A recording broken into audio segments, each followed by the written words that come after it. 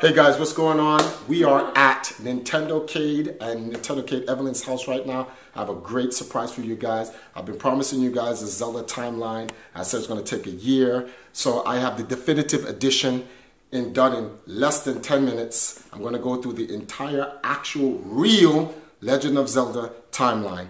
Behind the camera is my camera assistant, C&D. What's good? And what we have below is the actual timeline. I'm going to go through every one of the games to actually explain why the timeline is in this particular order. So let's get it started. All right. The first thing we have to understand how time flows. Anyone ever played the game, The Legacy of Kain Soul Reaver? If you've ever played that game, whether it's Blood Omen, Soul Reaver, or the Defiance, you'll notice that Kain says time is a stream. It can be broken, but it can also be reconnected. History is irredeemable. Drop a stone into a rushing river. The current simply courses around it and flows on as if the obstruction were never there. You and I are pebbles, Raziel, and have even less hope of disrupting the time stream. The continuum of history is simply too strong, too resilient. Except, then how do we explain William here? The beloved boy king turned tyrant. In my youth, I witnessed William's rise to power and his transformation into the nemesis who laid waste to Nosgoth. Keep your distance, Kain. Years later, I stumble upon a chance to journey back in history, unaware that the entire affair has been carefully orchestrated by Mobius. In my wisdom, I seize this opportunity to murder the young king before he can ravage Nosgoth, and thereby provide the catalyst Mobius needs to ignite a genocidal war against our race. I warn you, no further. This one reckless act unravels the skein of history. The nemesis never becomes the nemesis. William dies a martyred saint. I, the vampire assassin, become the author of my own species' extinction, and Mobius profits from it all. I destroyed a tyrant only to create one far worse. But how can it be so? How, if history is immutable? The answer is here in this room, Raziel. Mobius propelled William and me together, but ensured first that we were both armed with the Soul Reaver. The Reaver is the key. Two incarnations of the blade meet in time and space. A paradox is created, a temporal distortion powerful enough to derail history. And that's exactly how the Legend of Zelda timeline works. So we're going to first start with Skyward Sword. Skyward Sword is the actual beginning of the Legend of Zelda. It tells the entire lore, it sets up everything, it brings in demise, it brings in the entire legacy, and it comes all the way down here. So when you start from Skyward Sword, the very next game in that timeline is the Legend of Zelda Ocarina of Time. Ocarina of Time is the second game. Now a lot of people say, no, that's not true. If you look at Hyrule Historia, forget about Hyrule Historia. I'm going to correct it to make sure this fits. Everyone knows the legend of Ocarina of Time and how it actually works. Link meets Ganon, Zelda, warns Zelda introduces Link to Ganon. They give him the Ocarina. He uses to pull the sword out of the Temple of Time. He goes into the future. He sets up the future, defeats Ganon, and then Zelda makes a big mistake. This is called the divergence. With the Legend of Zelda Ocarina of Time, this is actually the divergence in the actual timeline. When Zelda sends Link back in time, she creates a divergence in time because the timeline that Link existed in the future continues to go on but does not have Link there. So she sends Link back in time, and by sending Link back in time, this is how you move on with the main timeline and the divergence timeline. But we're going to take a pause in the main timeline, or we're going to call this prime time. Get it? Right. So now, so in the divergence now, the next game starts is The Legend of Zelda Wind Waker. If you read the intro or listen to the intro in The Legend of Zelda Wind Waker, they tell you about a legend of a boy clad in green who came a long time ago fought off Ganon, and vanished. And this is what makes this new timeline exist. The reason why that boy vanished is because Zelda sends this kid back to his actual timeline. And this is how Wind Waker continues to go on. Ganon is well aware of who Link is because he has a Triforce of Power. And by having a Triforce of Power, he's all-knowing, all-existing. But that's another thing. So moving on in the Divergence timeline right after that is Phantom of the Hourglass. You guys are going to notice something about the Divergence timeline. They all have a theme.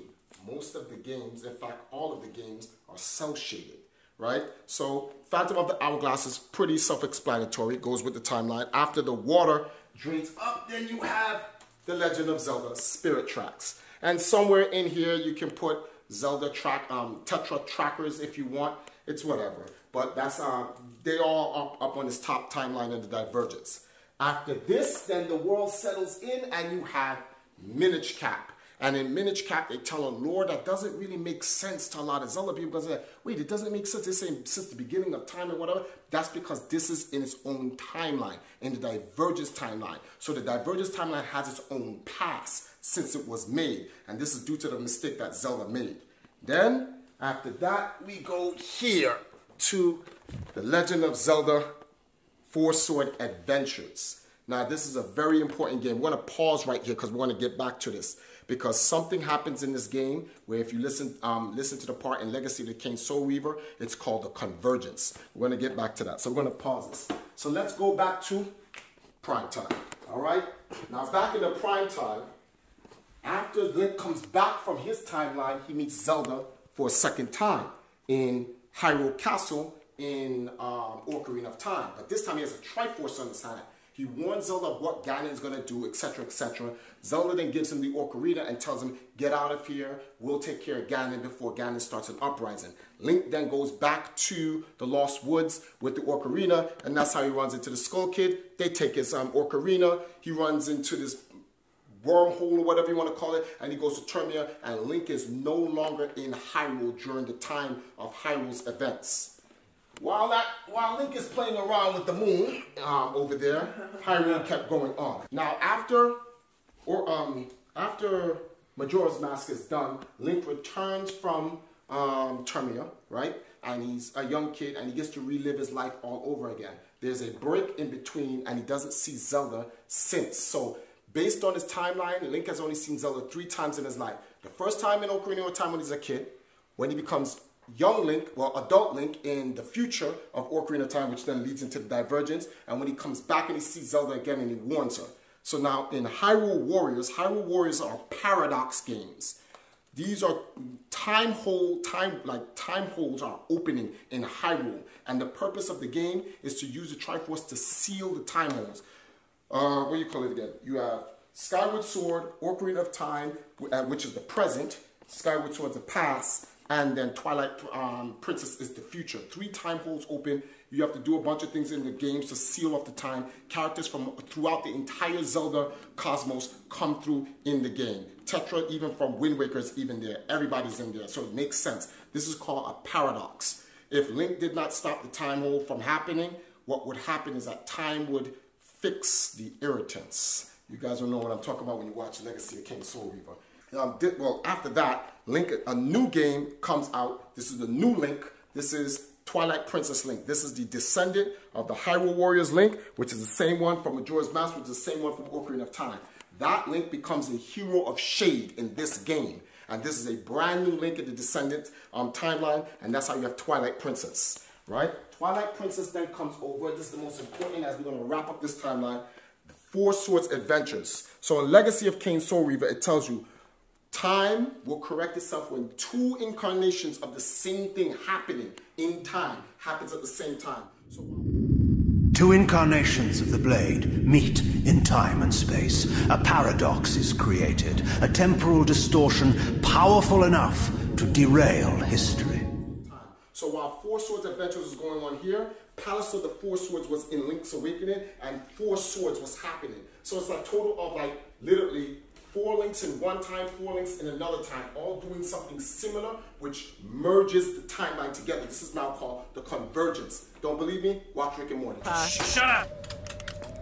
Oh crap, are you kidding me? 2 dots? This never needs to be more than 1 dot. Our time is fractured. You two somehow created a feedback loop of uncertainty that split our reality into 2 equally possible impossibilities. 1 dot, Yes! Yeah! Yes! So now, after this, the true sequel to The Legend of Zelda: A Link to the Past with 4 Swords is A Link Between Two Worlds. This story is self-explanatory, right? Because that's actually a continuation of links, so these are like the same links.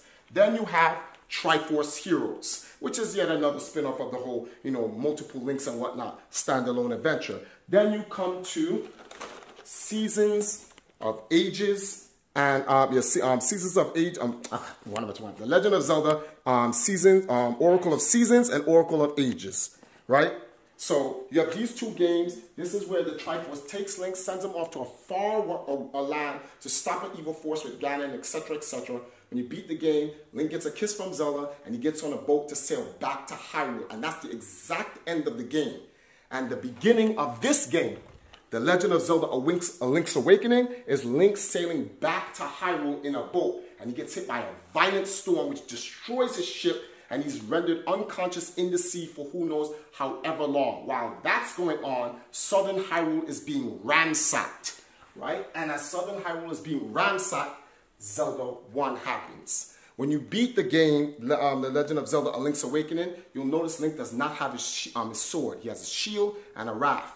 In the beginning of this game, you start out 3 stages away from the shorelines of Southern Hyrule, meaning he came out from the actual ocean. Link's sword is gone, and what happens when a soldier dies in war, just like in, what's the name of this game here? The Legend of Zelda: Breath of the Wild, they bury your sword in a grave. The Master Sword, which at that time was called the Magical Sword, is found where? The graveyard.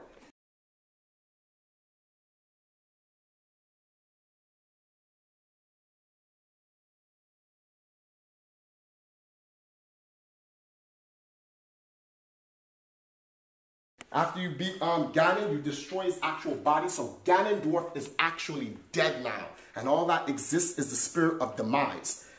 In The Legend of Zelda, well, it's not called The Legend of Zelda, it's called Zelda 2, The Adventures of Link. The legend is over.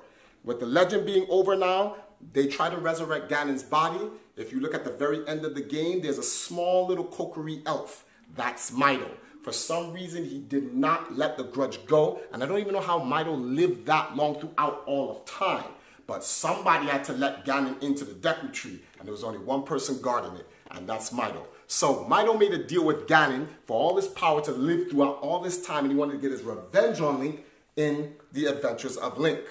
They try to resurrect Ganon's body in the Thunderbird. The Thunderbird is destroyed. Mido uses the Shadow Link against him. Link defeats him. Mido finally dies. Link saves Hyrule. All is well. In between that, now we have the adventures. I put this little tablet here because I know no one wants to actually see this. This is the cartoons. This is the CDI games and so forth. This is a time in Hyrule where Ganon's at his weakest. And for many, many years, Ganon just doesn't do anything. He actually stores up his power.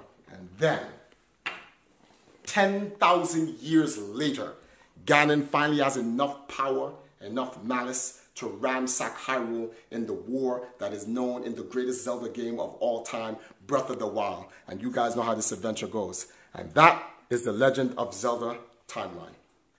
Yay! Woo! Do it again. No!